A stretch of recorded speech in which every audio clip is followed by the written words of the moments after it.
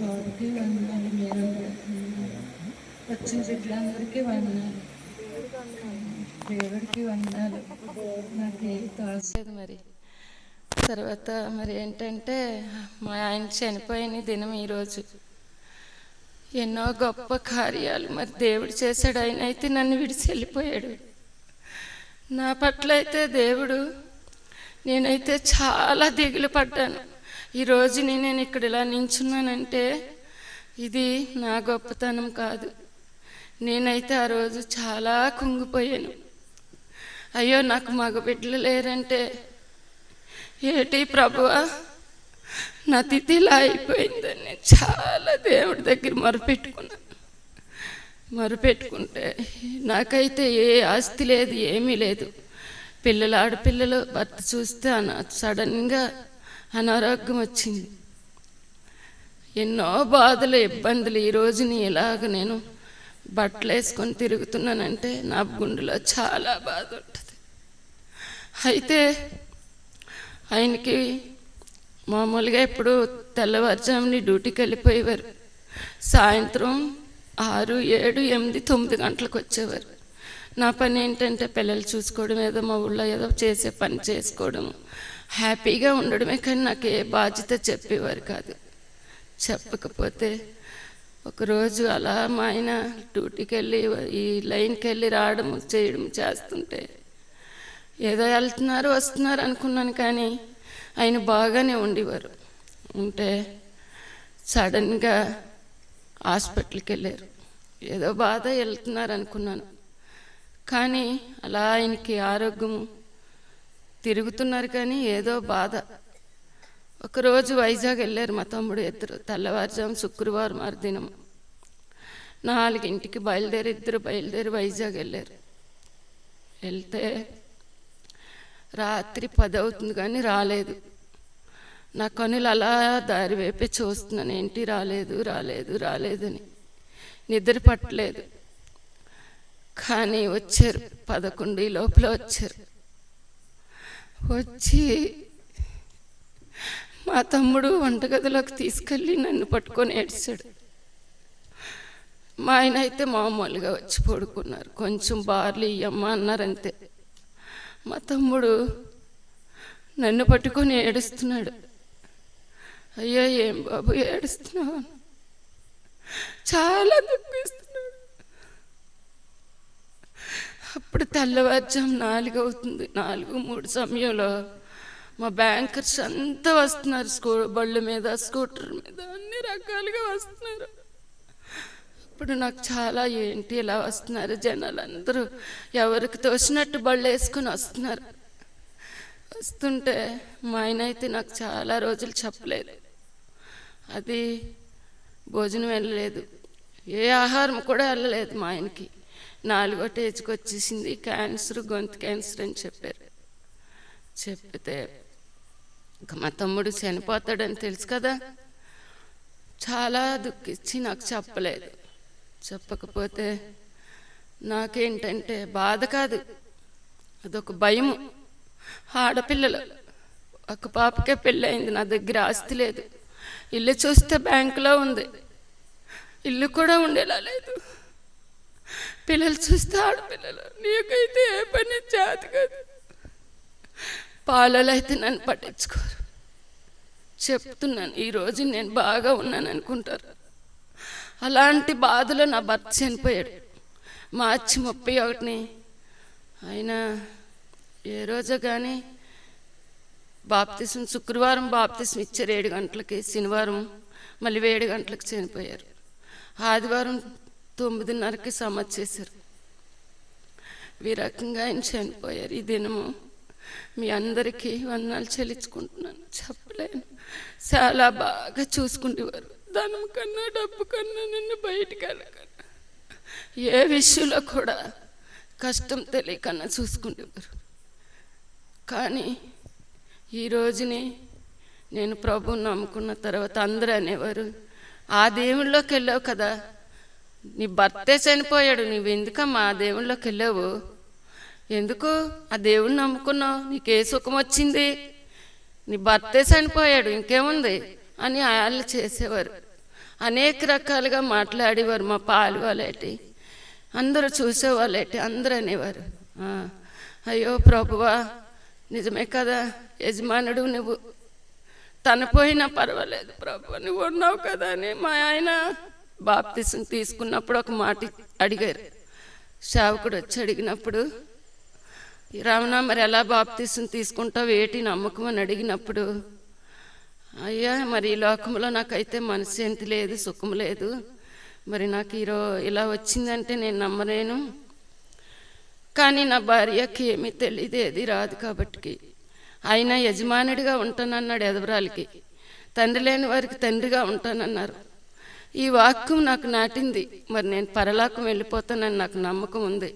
నా బిడ్డలకి తండ్రిగా, నా భార్యకి భర్తగా ఉంటానని దేవుడు వాక్యం చదివించింది కాబట్టి నేను ఆ నమ్మకంతోనే నేను చనిపోతానయ్యా అని బాప్తిసం పొంది మరి నాటి నుండి నీటి వరకు నేను ఎప్పుడూ, ఈరోజు నాకు ప్రార్థన అది పెద్దగా రాదు, కానీ చనిపోయిన తర్వాత అందరూ వెళ్ళిపోయారు.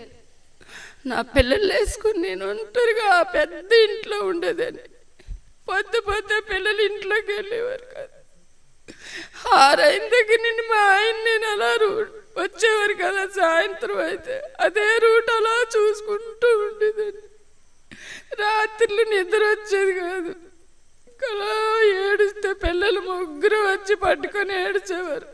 అమ్మ నువ్వు కూడా చనిపోతే మాకెవరుంటారు, ఏడికమ్మా అని. అప్పుడు బుద్ధి పుట్టినప్పుడల్లా దేవుడికి మొరపెట్టేదాన్ని, ప్రభువా ఇదిగో ఇది నీ చిత్తము, నా బిడ్డలు మరి ఎదిగి ఉంటున్నారు, వీళ్ళకి పెళ్ళిళ్ళు ఎలా చేస్తాను, ఏ ఆధారము లేదు, ఇల్లు కూడా బ్యాంకులోనే ఉంది, ఆధారం ఏమీ లేదు ప్రభు, నా భర్తను కూడా తీసుకెళ్ళిపోయావు అని చాలా కుమిలి చూసిన వారల్లా నా మొక్కను చూస్తే అసహించుకుండేవారు. ఎందుకంటే భర్త లేడు, ఆస్తి లేదు, పిల్లలు ఎదుగుతున్నారు, ఇల్లు బ్యాంకులో ఉంది.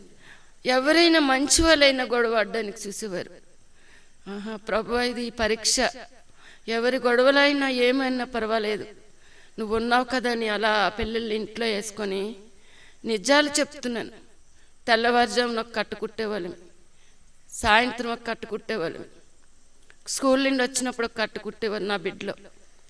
అలా ఎదుటి వారికి చెయ్యి చాపకన్నా, బయటని ఎవరిని ఏది అడగకన్నా ఇంతవరకు దేవుడు.